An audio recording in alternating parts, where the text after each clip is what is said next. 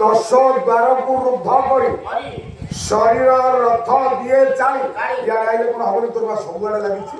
दिन कहूँ माइक्रोफोन लगी तो माइक्रोफोन तो पाखे अच्छे ये ठिया कौन हो आपण मान ज्ञानी मंडली 10टा द्वार को जी रुद्ध कर